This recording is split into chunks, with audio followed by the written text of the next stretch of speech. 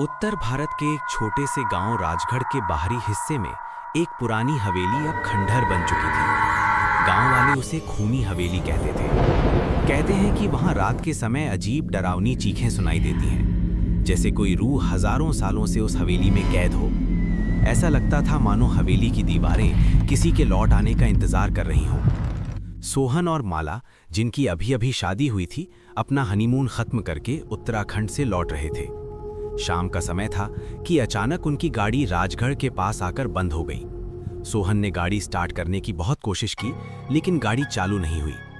चारों तरफ सन्नाटा पसरा हुआ था। तभी माला की नज़र दूर खड़ी उस खंडहर हवेली पर पड़ी। उसे अचानक अजीब सा एहसास हुआ, जैसे कोई उसे अपनी ओर खींच रहा हो। तभी कुछ गांव वाले वहां आ पहुंचे। उन्होंने दोनों को गाड़ी के पास खड़ा देखा और मदद के लिए आगे आए। माला ने सोहन से हवेली में चलने की जिद की, लेकिन गांव वालों ने उन्हें सख्ती से मना कर दिया। एक बूढ़े आदमी ने कांपती आवाज में कहा, मैडम जी, जो भी वहां गया उसकी हड्डियां तक नहीं मिली। वो हवेली जिंदा नहीं है, वहां कुछ और ही बसता है। लेकिन माला की जिद के आगे किसी की एक न चली। आखिरकार सोहन को उसके साथ हवेली के अंदर जाना पड़ा। जैसे ही उन्होंने दरवाजे को धक्का दिया, वो जोर की चरमराहट के साथ खुल गया। अंदर घना अंधेरा था। दीवारों पर मकड़ी के जाले लटके हुए थे, फर्श पर सूखे काले पत्ते बिखरे थे और हवा में सड़ी हुई गंध फैली हुई थी।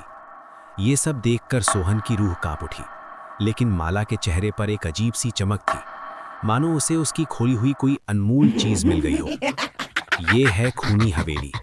सोहन कुछ बोल ही रहा था कि अचानक पीछे से दरवाजा अपने आप बंद हो गया। सोहन चौंक कर मुड़ा। टॉर्च की रोशनी दरवाजे पर पड़ी और उसने देखा, दरवाजे पर काले खून के निशान थे, जैसे किसी ने अपने हाथ घसीटते हुए बाहर निकलने की कोशिश की हो। उसका दिल तेजी से धड़कने लगा। वो धीरे धीरे अंदर बढ़ा। सामने एक लंबा अंधेरा गलियारा था, जिसके दोनों तरफ कई कमरे थे। तभी एक कमरे के अंदर से धीमी धीमी आवाज आई, जैसे कोई बड़बड़ा रहा हो। सोहन डरते डरते उस कमरे के पास गया और टॉर्च से अंदर झांका। कमरा खाली था, लेकिन दीवार पर लाल रंग से लिखा था, तुम भी नहीं बचोगे। अब डर साफ उसके चेहरे पर दिखने लगा। उसने तुरंत माला को आवाज दी और वापस चलने को कहा। तभी अचानक एक ठंडी हवा का तेज झोंका आया और दरवाजा जोर से बंद हो गया। घबराकर सोहन ने दीवार टटोली। तभी उसे एक पुरानी लकड़ी की अलमारी दिखी। उसने कांपते हाथों से उसे खोला। अंदर एक पुरानी डायरी रखी थी, जिस पर धूल जमी हुई थी। डायरी के पन्नों पर साफ लिखा था, ये डायरी राजकुमारी शोभा की थी। उसने पढ़ना शुरू किया। ये हवेली कभी खुशियों से भरी थी, लेकिन मेरे जन्मदिन के दिन सब बदल गया। ठाकुर साहब ने मुझे पाने के लालच में एक तांत्रिक को बुलाया। जब मैंने उनका विरोध किया तो उस तांत्रिक ने मेरी बलि दे दी। मेरे खून से इस हवेली की नींव रखी गई। अब मेरी आत्मा यहीं कैद है।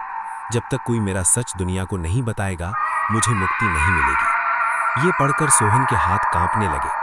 अचानक उसे महसूस हुआ कि कोई उसके पीछे खड़ा है। धीरे धीरे वो मुड़ा और जो उसने देखा, उससे उसके होश उड़ गए। उसकी पत्नी माला अब माला नहीं थी। वो सफेद साड़ी में खड़ी थी, बाल खुले हुए, आंखें लाल और मुंह से खून टपक रहा था। उसके होंठ धीरे धीरे हिले। अब तुम भी यहीं रहोगे। सोहन समझ गया, माला को राजकुमारी शोभा की आत्मा ने अपने वश में कर लिया था और अब वो हवेली एक और शिकार पा चुकी थी।